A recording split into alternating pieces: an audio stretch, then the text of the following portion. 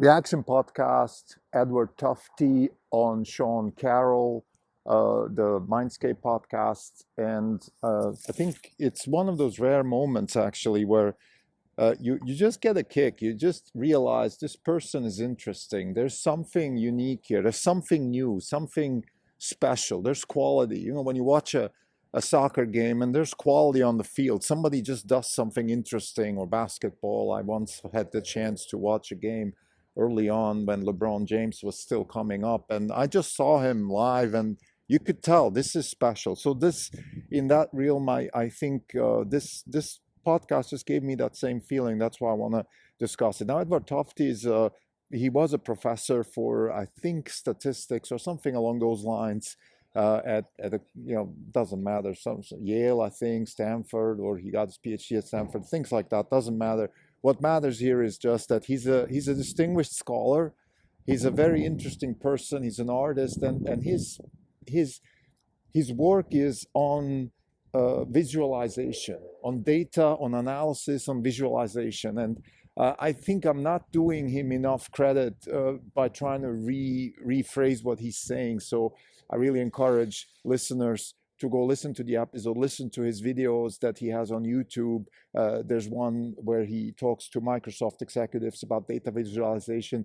It's really, really interesting. So that's why I'm talking about it. What I'd like to do here is just take some of the points that I took and try to elaborate on it. And the purpose of this podcast is to give people a sense of what it feels like to run a hedge fund. Now, let me tell you, data analysis is this is where the rubber meets the road. I mean, we actually don't talk about this, and this is a shame. And that should be the first big takeaway here, that we talk a lot about knowledge work. We're knowledge workers. We've spoken at length about David Deutsch and about Karl Popper and how knowledge is created through explanations and how we see ourselves in that sort of realm.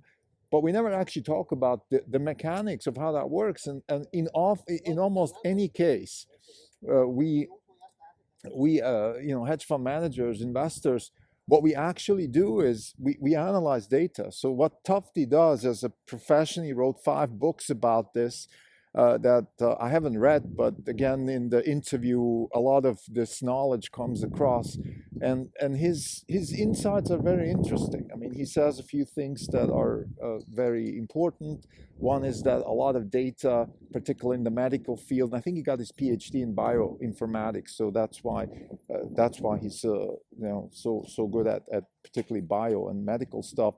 That a lot of the data is really rigged and designed in sort of a predetermined version to just reconfirm a bias that's already there. So a lot of that thing, the confirmation bias, Kahneman-Tversky, one of the biggest problems in investing, it's something that we have to deal with as investors every day and be very careful with. So there's a lot of meat around this bone, and I want to try to do as much as I can in this particular episode. This is Not Even Wrong podcast. It's January 26, 2023. This is Krim Delco. For the day, the fund is up 15.4%. The market's up 20 basis points. For the year, we are up 47.2%. The market is up 5.9%. We're outperforming by 41.3%. The bulk of the outperformance comes from Tesla. The earnings call was a big boost for the stock. We're going to discuss this in more detail. We just finished our essay that is focused on the concept of cost leadership as a disruptor. We're going to tie this to the earnings call, because Tesla's earnings call really was a massive attempt to reiterate the cost leadership of Tesla in the 3 big markets that they're active in, which is autonomy, electrification, and energy solutions. And that's why I think the street is understanding this, is understanding the value that this will provide in the short term and more importantly in the long term. So that's the main reason. We're going to discuss this at length. Hopefully tonight we can publish, maybe tomorrow, and then we'll discuss the essay in context with the cost leadership of Tesla, which is the main reason why the stock has outperformed in the last couple of days. Now let's get to this particular podcast's topic. It's Edward Tufte, and he is on Sean Carroll's Mindscape podcast. Has been recently a little disappointing, but overall I think Carroll is one of those rare individuals and also podcasters who really are pushing the boundaries in a very gentle way. So they're not out there trying to do extreme things. They're not out there trying to, gather viewerships or listeners just by doing extreme things or none of that stuff. But every now and then, in my view, he does extreme things. And Tufte is one of those. Bringing him on, talking to him is just so crucial. It's crucial for, I think, every hedge fund manager should be reading his books and listening to this interview and understanding what is it he's saying. And I'm sure most people don't even know who he is. I didn't know, and it's a shame after 20 years in the business, after this is our 16th year of being, 15th year, excuse me, of being on our own with Orange Capital Partners, and I've never heard of Edward Tufte. Tufte is in the business of writing about data analysis. And he's very, very eloquent about this. Data analysis, data visualization, data analysis, all of these things, they have a very specific function. Data is there to help us understand something, and then analysis is help us to put it in context. Very important. So he talks a lot about the need to be simple, to try to let the thing that you're looking at talk to you without having preconditioned thoughts or any kind of theory, or without preconditioning, let's say, a chart. Typical thing that happens a lot in data analysis is, let's say, scientists, they want to publish a paper, so they tweak the graphs that support the data in a way so the arguments that they have in the paper are supported. So things along those lines. And actually, Sean Carroll is a very good example of a person that he, as a researcher himself, has been in positions where his conclusions could have maybe gotten him a Nobel Prize, but he chose to be critical about the actual conclusions, which is really what science should be. Science is a form of inquiry. It is not a conclusion. I think particularly in this time where we are still suffering from the post-pandemic policies that were imposed on us in the name of science, with pretexts of science, and I think very bad. It wasn't bad science that made this pandemic situation so catastrophic from a social and economic and psychological perspective. What was bad is the application of science. It's the misuse of the public health industrial complex that was using, to some extent, data visualization, data, just data in general, to justify arguments that they wanted to make anyway. But this is not about the pandemic and the industrial complex around the NIH and all that, which is terrible, but not this topic. This topic is related to it because Tufte is attacking the medical public health industrial complex. Not in those words, but he's saying that a lot of the statistics and data analysis which is used in public health, for example, is just wrong. And he's saying public health, it's a public health crisis, how, let's say, the PowerPoint medicine, as he calls it, is misleading people, is putting people in positions where they, maybe at best just waste money on medicine, and at worst actually do things which are bad for their health and bad for the economy. So a lot. There's a lot of things to unravel here, and there's a lot of depth. This is something, Michael Lewis, instead of wasting his time going with that FTX guy, he should write about this stuff. A lot more important, a lot more interesting. Anyway, that's another tangent that I don't want to go down. So back to Edward Tufte. What's really important here is, as it pertains to the hedge fund business. Okay, we in the hedge fund business, we are knowledge workers. So what we do is actually we do analyze data. We also produce data, but we analyze data most importantly, and then we try to draw conclusions where we actually put capital at work or at risk or both. And take Tesla, for example, our largest position. A lot of the stuff that we do with Tesla is data analysis. We look at market share. We look at efficiency. We look at things like the specs of the car, the price of the car. There's all the time. We look at, how many weekly insurance registrations are there in China.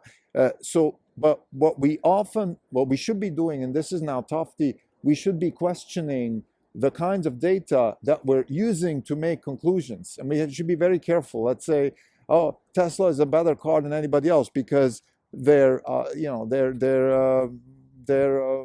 energy store, the energy, the range is the highest or something. Is that the right metric? And I think a lot of those questions are open. Tufte doesn't have the answer, but he points to the right direction. And I think the earnings call, this last earnings call, from my point of view, for a long time, one of the most important earnings calls that Tesla actually had. It's not because of what they said about margins and things, which is good news. It's really about the way they did it. They drilled down on why they're going to be a cost leader, and they put out some interesting data or just words sometimes. And I know Tufte has an issue with words, but we don't have an issue. And this is actually one of the criticisms I have with Tufte, is that words do matter. I'm going to explain why. Let's get back to on point here. So what Tesla did, it is one little example in the earnings call where Musk spoke about why Dojo is a better product than, let's say, NVIDIA. And he said it's about energy wasted, or excuse me, energy used per frame of video trained. Okay, so this is a data point that probably not, I've never heard this, and I would think that nobody has ever heard this. So when you look at, let's say, when you look at design, when you build products, when you build, let's say, anything, you architect a building, right? You ask yourself, what is the purpose of this building? What is the and then you have to start using metrics. For example, if you build an airport, right?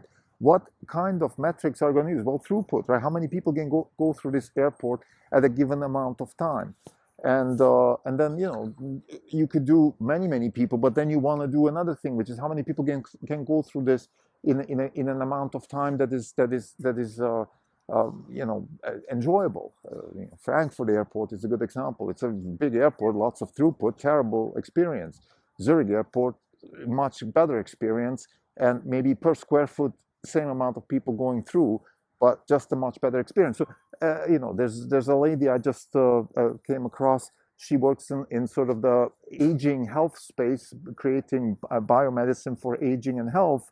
She spoke about the health span versus lifespan. Are we measuring health span? So whenever we come down to measuring things, which is very important, what gets measured gets done. But how do you measure things? What is the unit of measurement? Incredibly important. So let's keep that in mind. And I think this is one of the biggest takeaways. What are we measuring? So we as investors, we're looking at Tesla, again, our largest position, and we're thinking, okay, what are we measuring? Or let's say we want to buy Bitcoin. What is it we measure in order to justify this investment? That's where Safedin Ammous comes in, I think, very handy, because his work on Bitcoin, the Bitcoin standard in particular, has really helped us frame the question about Bitcoin. It is voluntary application of Bitcoin as money.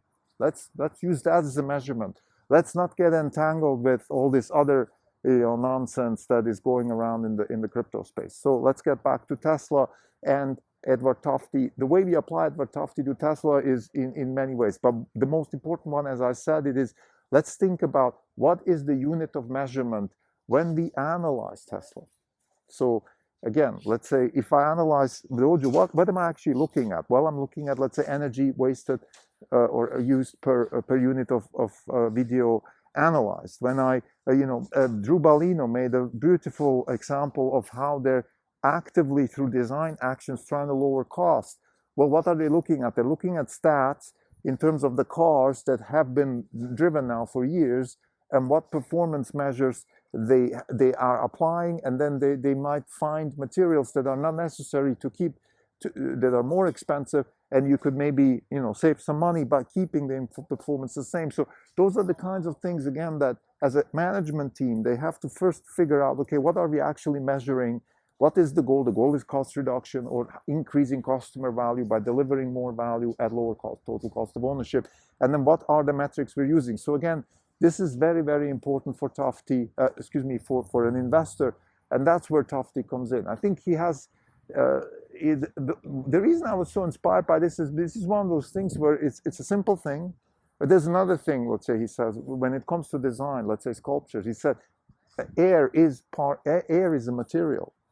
Take the semi. Okay, we talk a lot about the aerodynamics of the semi, but air is a part of the material. Air is part of the material. Use the air, use the design to make the semi better. Of course, that's a low-hanging fruit. I think every designer would understand that, but I just think having that kind of perspective is very useful. It's really healthy to have that kind of perspective. Now, here's where I disagree a little bit, or I would say not disagree, but my further thoughts on Edward Tufte are, Tufte seems to be very sort of Galilean, in a sense that it's the eye that observes. And I want to now bring in David Deutsch, which I think is sort of the next step here. Deutsch says that, you know, observations are theory laden. And that's where I think where Deutsch and Tufte might disagree, or where I agree with Deutsch, and I have a question to Tufte, which is, okay, how can you say that the eye sees and the pure eye sees and shouldn't be influenced by theories when we're always influenced by theories? We have consciousness, you know. Maybe that's part of meditation, and the goal of meditation is to get rid of all these thoughts and try to intake what we see and feel it and experience it in sort of a pure way. But that's relatively difficult and requires lots of energy. So typically we are theory laden when we see things.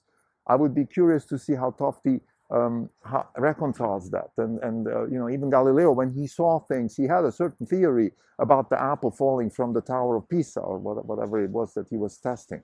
I think he had a certain preconditioned theory of what's going on here. Maybe he didn't have a good explanation with gravity and Newtonian gravity, but he had a certain idea. So, and had he maybe not had that idea, he could have come up with quantum physics or Einsteinian relativity. He didn't, because he wasn't, you know, he just wasn't preconditioned like that. So I think preconditioning is, you know, observations are theory laden. So we have to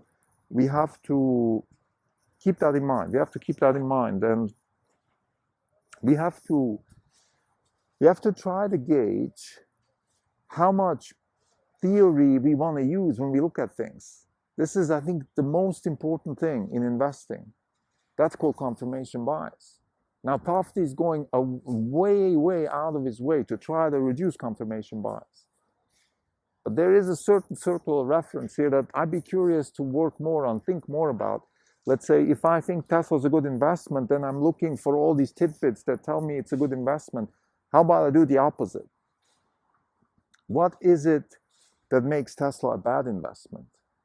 Or what would there be what do I need to conclude Tesla a bad investment? Well, one would be, of course, you know, lack of focus on cost leadership. One would be lack of vertical integration. Tesla has lots of vertical integration because they want to build innovation stacks around all these problems that are necessary for the big three markets: autonomy, energy solutions, and electrification. So if they were relying on third-party suppliers to solve some of the big problems, you know, if they were relying on Mobileye to solve the inference problem in vision, if they were relying on cattle to solve the battery problem and not doing the 4680 themselves, I would say this is not a good situation. But so far, Tesla, you know, there are negatives. Certainly, you know, Musk being who he is has also negative aspects, and I wish he wasn't involved in Twitter. And so there's things like that.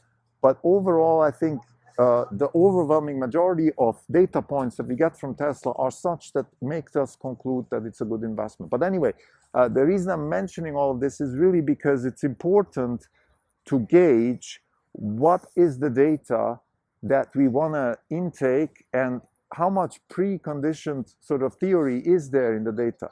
We need some theory. You can't just look at data, because then I might be looking at the square footage of the factory. Is that a good data point? Or is it, and it could be, I mean, actually, you know, Musk was talking about the volumetric production, you know, you just use flat and you could go sort of three-dimensional, things like that. How many robots are there per production line? What is the right metric? So those are important questions, and I think Tufte again inspires us to think about this. So to conclude, this is a reaction to Edward Tufte on Sean Carroll. Highly recommend. I'll put it in the show notes. Our main points is that first and foremost is that data matters and data analysis matters. This is something we sometimes forget in hedge fund managers. But the key question is, How much preconditioned theory do we allow ourselves when we look at data? And how do we avoid confirmation bias? And the best way to do this is by looking for explanations instead of just confirming. We're asking questions, trying to solve problems, thinking along the lines of solving problems. That's the key. As investors, as much as the entrepreneur themselves, we have to, like, what's the problem in order to solve autonomy? What's the problem in order to solve electrification? What's the problem in order to solve energy solutions? If we believe those markets are worth going after, then what are the problems, and what kind of data do we need to solve those problems?